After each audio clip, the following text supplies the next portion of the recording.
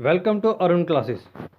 Hello friends, मैं हूं अरुण और आज का हमारा टॉपिक है the rise of nationalism in Europe means Europe में राष्ट्रवाद का उदय चैप्टर का पार्ट 1, जो कि क्लास 10th की हिस्ट्री का फर्स्ट चैप्टर है।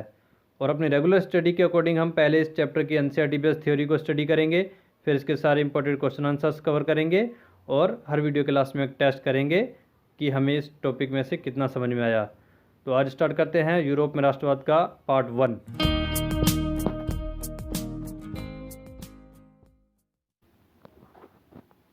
सबसे पहले हम देख लेते हैं कि इस चैप्टर को हम किस तरीके से कवर करने जा रहे हैं। तो जब आप इस चैप्टर को बुक में देखेंगे तो ये चैप्टर 6 हिस्सों में बटा हुआ है। ये 6 पार्ट इस प्रकार हैं। पहला है the French revolution and the idea of nation means फ्रांसीसी क्रांति और राष्ट्रवाद का विचार। सेकंड पार्ट है the making of nationalism in Europe means Europe में राष्ट्रवाद का निर्माण। थर्ड पार्ट है the age of revolution 1830 to 48 means क्रांतियों का युग 1830 से 48। पार्ट 4 है the making of Germany and Italy means Germany और इटली का निर्माण। पार्ट 5 है विजुअलाइंग द नेशन मीन्स राष्ट्र की दृश्य कल्पना। और पार्ट 6 है नेशनलिज्म एंड इम्पेरियलिज्म मीन्स राष्ट्रवाद और साम्राज्यवाद। अब ये जो 6 हिस्से हैं पार्ट के, हमें इन सबको समझने के लिए इन सबका एक अलग अलग वीडियो बनाना है। तो इस पूरे पार्ट के सभी हिस्सों के हम अलग अलग वीडियोस बनाएंगे और सबका एक एक पार्ट में एक्सप्लेनेशन होगा। तो ये पार्ट 1 है, इसलिए इस पार्ट 1 में हम ये पहला हिस्सा मीन्स फ्रांसीसी क्रांति और राष्ट्रवाद, the French revolution and the idea of the nation, इसको डिस्कस करेंगे। तो स्टार्ट करते हैं। सबसे पहले हम देख लेते हैं कि नेशनलिज्म आखिरकार होता क्या है, इसकी डेफिनेशन क्या है। तो डेफिनेशन है नेशनलिज्म की, it is an ideology which emphasise on political, social, cultural and geographical all types feelings towards its nation means राष्ट्रवाद एक विचार है जो अपने राष्ट्र के प्रति राजनीतिक, सामाजिक, सांस्कृतिक व भौगोलिक जैसी सभी प्रकार की भावनाओं पर जोर देता है। ये तो डेफिनेशन हुई। अब सिंपल वर्ड्स में अगर इसको हम समझें तो राष्ट्रवाद का मतलब होता है अपने राष्ट्र के प्रति भावना रखना। कोई भी व्यक्ति अपने राष्ट्र के बारे में सोचता है, चाहे वो कैसी भी भावना हो, चाहे सांस्कृतिक हो, सामाजिक हो, राजनीतिक हो, अगर भावना राष्ट्र के प्रति है तो उसे ही राष्ट्रवाद कहते हैं। अब ये एक टॉपिक क्यों बना या अब हम इसको क्यों पढ़ रहे हैं, तो उसको थोड़ा समझते हैं। ये जो राष्ट्रवाद की हम बात कर रहे हैं, अपने राष्ट्र के बारे में सोचना, ये कब स्टार्ट हुआ। मतलब जब हम बहुत ही पीछे हिस्ट्री में चले जाते हैं, जब आदि मानव हुआ करते थे, इंसान पहले 4 पैरों पर चलता था, फिर धीरे धीरे सीधा खड़ा होकर के चलना सीखा, तो क्या उस टाइम पर वो राष्ट्र के बारे में सोचता था? क्या वो आदि मानव अपना राष्ट्र, अपने गवर्नमेंट, इन सब चीज़ों के बारे में सोचता था? नहीं, क्योंकि वो उस टाइम पर शिकार वगैरह नॉर्मल चीज़ें सीख रहा था। तो कभी ना कभी तो ऐसा हुआ होगा कि कुछ लोगों ने या किसी एरिया के लोगों ने पहली बार राष्ट्र के बारे में सोचा होगा। तो वही हमें देखना है कि इस पूरी दुनिया में ये राष्ट्रवाद की सोच सबसे पहले किन लोगों के मन में आई, किस एरिया के लोगों के मन में आई और वहाँ क्या परिस्थितियाँ थी कि उनको राष्ट्रवाद के बारे में सोचना पड़ा। इसीलिए ये इंपॉर्टेंट हो जाता है कि हमें देखना है दुनिया में राष्ट्रवाद सबसे पहले कहाँ स्टार्ट हुआ। तो इस क्वेश्चन का आंसर है फ्रांस। पूरी दुनिया में सबसे पहले राष्ट्रवाद की भावना फ्रेंच रेवोल्यूशन से स्टार्ट होती है और वही हमारा पहला टॉपिक है, फ्रेंच रेवोल्यूशन। तो इसीलिए हम फ्रांस से स्टार्ट करते हैं। सबसे पहले देख लेते हैं कि ये जो चैप्टर है हमारा नेशनलिज्म इन यूरोप, तो यूरोप है कहाँ पर।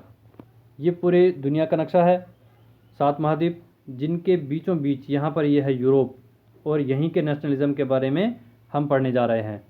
और इस यूरोप में कौन कौन से प्रमुख देश हैं, तो इसी में फ्रांस है जिसके बारे में हम सबसे पहले पार्ट में पढ़ेंगे।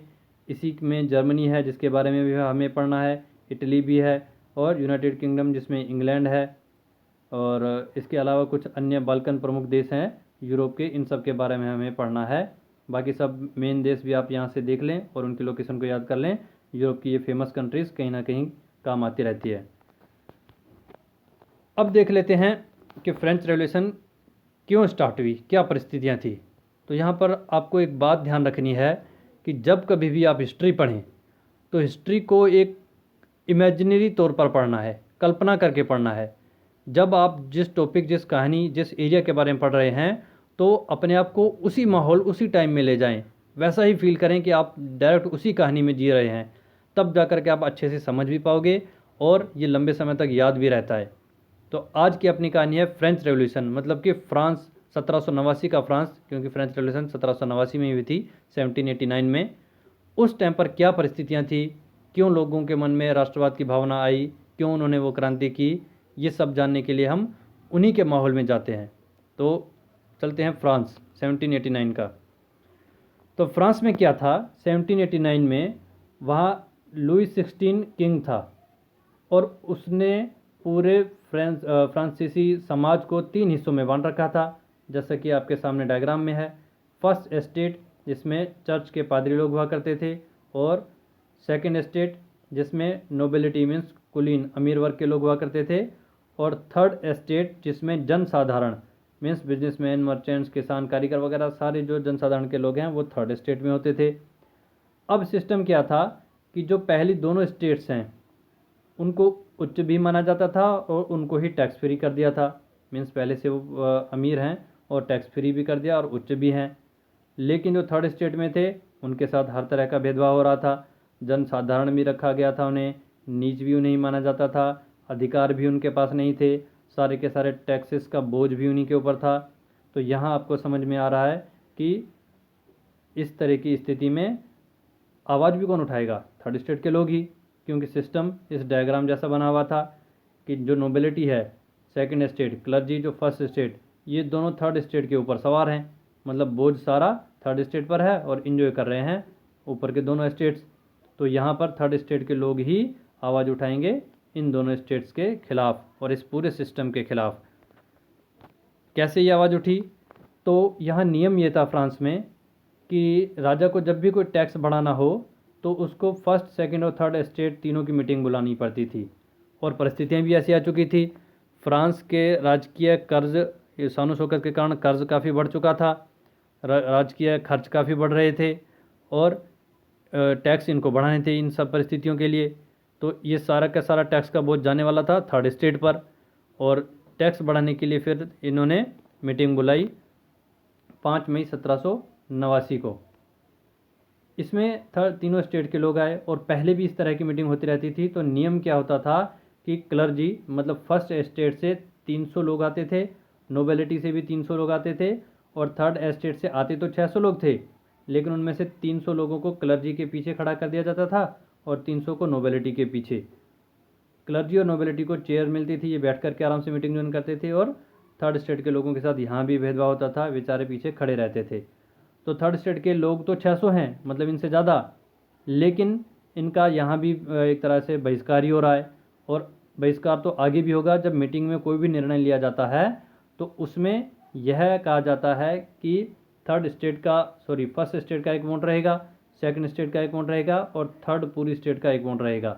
तो जैसे अब राजा को टैक्स बढ़ाने हैं तो क्लर्जी वाले फर्स्ट स्टेट ने कह दिया भाई बढ़ाओ, नोबिलिटी ने भी कह दिया बढ़ाओ, क्योंकि इन दोनों को तो देने नहीं है, देने बेचारे थर्ड स्टेट को है। थर्ड स्टेट कहता है नहीं मत बढ़ाओ, लेकिन फिर भी इसका एक ही वोट है, इन दोनों के 2 वोट हो गए, तो बात किन की मानी जाएगी, 2 वोट वालों की। तो थर्ड स्टेट का आना ना आना कोई मायने नहीं रखता, जो किंग को चाहिए, क्लर्जी नोबिलिटी को चाहिए, ये वही नियम बनाते थे और थर्ड स्टेट को वो मानना पड़ता था।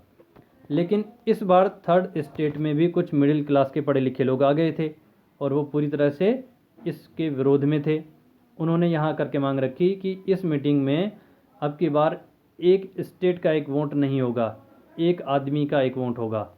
अब अगर ऐसा होता है तो यहाँ 300 और 300 इनके 600 लोग थे, और एक दो इनमें से मिल जाए तो ये 600 से भी प्लस हो जाते, तो इसका मतलब थर्ड स्टेट की बात मान ली जाती। ये किंग को भी पसंद नहीं था, क्लर्जी को भी, नोबिलिटी को भी, इसीलिए किंग ने इनके इस बात को मानने से इनकार कर दिया। तो यहाँ से गुस्साए लोग थर्ड स्टेट के यहाँ से गुस्से में ही बाहर निकल जाते हैं, और बाहर निकल करके वो टेनिस कोर्ट में अपना एक संगठन बना लेते हैं, नेशनल असेंबली। और उसी नेशनल असेंबली का मुख्य काम होता है कि अब से हम तब तक नहीं बैठेंगे जब तक राजा की सारी शक्तियों को समाप्त नहीं कर देते और जनता का शासन नहीं लगा लेते। फिर वहाँ से इकट्ठे होकर के वो 14 जुलाई 1789 को बास्तील के किले पर अटैक करते हैं, जो कि राजा का एक प्रतीक था, राजा के शासन का प्रतीक था। वहाँ जा कर के वो जेल हुआ करती थी, वहाँ के कैदियों को छुड़ा ले देते हैं और सारे हथियार पर कब्जा कर लेते हैं। फिर लुई 16 को हार माननी पड़ती है और वहाँ नेशनल असेंबली के हाथ में आ जाता है पूरा फ्रांस। फिर 1991 में नेशनल असेंबली जिनके हाथ में पूरा फ्रांस आ गया, लुई 16 को तो इन्होंने हरा दिया। अब ये यहाँ पर अपना संविधान बनाते हैं और इनके संविधान में भी थोड़ी सी गलती रह जाती है, थोड़ा भेदभाव रह जाता है। ये सारे सिटीज़न को दो हिस्सों में बांट देते हैं, एक्टिव सिटीज़न और पैसिव सिटीज़न। एक्टिव जो टैक्स देते थे और 25 साल से ज़्यादा थे और पुरुष ही थे, और पैसिव में वुमेन्स को अलग रखा गया था, जो टैक्स नहीं देते थे उनको भी हटा दिया गया था और बच्चों को भी हटा दिया था। तो जो एक्टिव टैक्स देने वाले थे वही वोटर्स वोट करके फिर अपने इलेक्टर्स चुनते थे 50,000। फिर वो इलेक्टर्स नेशनल असेंबली के 745 सदस्यों को चुनते थे, जो किंग को भी अपने अंडर में रखती थी और मिनिस्टर्स को भी। और यही एक्टिव सिटीज़न जज को चुनते थे, जो न्यायपालिका सिस्टम को बनाए रखता था। तो यहाँ भेदभाव किसके साथ हो रहा है? पैसिव सिटीजन्स के साथ। तो आगे जा कर के फिर ये पैसिव सिटीजन्स जो हैं ये आवाज़ उठाएंगे, और इन्हीं पैसिव सिटीजन्स में जो मध्य क्लास मध्य वर्ग के लोग उभरे, वो अपने क्लब बनाने लगे। और कई क्लबों में सबसे फेमस क्लब बन करके उभरा जैकोबिन, जिनके जो हेड थे वो थे रोबेस्पियर, मैक्सिमिलियन रोबेस्पियर। तो अब क्या आगे हुआ कि नेशनल असेंबली ने जो अपना ये कॉन्स्टिट्यूशन बनाया, जिसको अभी हमने डिस्कस किया, नेशनल असेंबली तो इसको सही बना रही है, बता रही है एकदम, लेकिन जैकोबिन्स इसको गलत मान रहे हैं। उनका मानना है कि यहाँ पर पैसिव सिटीजन्स, जो गरीब लोग हैं, जो साधारण लोग हैं, जो टैक्स नहीं पे कर पा रहे, आपने उनको तो छोड़ दिया, उनके साथ फिर भेदभाव हो रहा है लुई 16 की तरह। तो जैकोबिन्स ने उस टाइम की खराब परिस्थितियों, बढ़ती महंगाई, भ्रष्टाचार के खिलाफ आवाज़ उठाई, फिर क्रांति की और नेशनल असेंबली को झुकने पर मजबूर कर दिया। तो यहाँ फिर 1791 में नेशनल असेंबली की पावर ख़त्म होती है और जैकोबिन्स सत्ता में आते हैं। जैकोबिन्स का सत्ता में आना मतलब उनके हेड का सत्ता में आना, और उनके हेड कौन थे? मैक्सिमिलियन रोबेस्पियर है। अब जब ये आते हैं शासन में, पूरा फ्रांस इनके हाथ में आ जाता है, तो इन्होंने एक बहुत ही खतरनाक तरीके से शासन किया। रेन ऑफ टेरर, आतंक का माहौल बना दिया। मतलब जो भी इनके विरोधी थे उनके खिलाफ मुकदमा चलाया जाता था, और मुकदमे में अगर दोषी पाया जाए तो इन्होंने गुलेटिन नामक मशीन में उनका मतलब सर कलम करवा दिया जाता था। इस तरीके से मशीन में इंसान को चला करके और उसका सिर धड़ से अलग कर दिया जाता था। तो इतना ज़्यादा खौफ था इनका कि ज़्यादातर लोग इनके खिलाफ बोल ही नहीं रहे थे। लेकिन एक बार ये बेचारा खुद ही फंस गया भ्रष्टाचार के माहौल में, और इस पर जो आरोप लगे कोर्ट में उसको दोषी भी पाया गया, और इसको इसी की गुलेटिन में चढ़ा करके सिर धड़ से अलग कर दिया गया। तो यहाँ पर इसका जैकोबिन्स का शासन भी ख़त्म होता है। तो जैकोबिन्स के ख़त्म होने के बाद फिर फ्रांस में आती है डायरेक्टरी।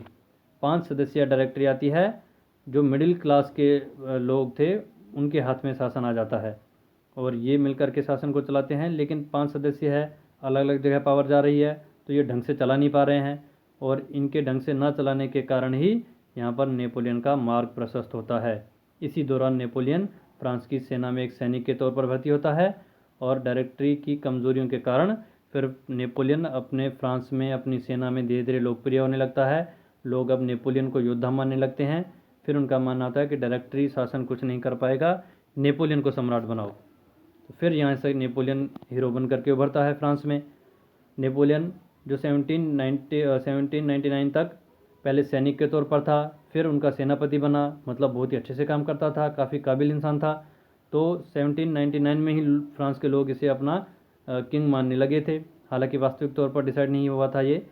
फिर इसी के हाथ में पूरा फ्रांस चलने लगा था। इसने आसपास के एरिया में कब्जा करना स्टार्ट कर दिया। फ्रांस में कई अच्छे सुधार करने स्टार्ट कर दिए। बैंक ऑफ फ्रांस 1800 में स्टार्ट कर दिया। 1804 में इसने नेपोलियन कोड बना दिया, मतलब नेपोलियन संहिता बना दी, जिसमें सारे कानून बना दिए इसने कि फ्रांस में हम ये सुधार करेंगे। उसी आधार पर इसको पूरी तरह से एम्परर ऑफ फ्रांस, मतलब फ्रांस का राजा घोषित कर दिया जाता है 1804 में।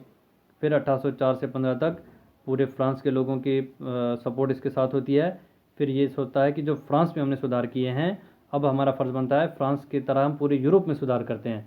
तो फिर ये फ्रांस से पूरे यूरोप की तरफ बढ़ते हैं और धीरे धीरे काफ़ी एरिया को अपने कब्ज़े में लेने लगते हैं। इसकी इस विस्तारवादी नीति पर ब्रिटेन की नज़र रहती है, और ब्रिटेन भी काफ़ी चालाक, ब्रिटेन वाले लोग भी काफ़ी चालाक थे।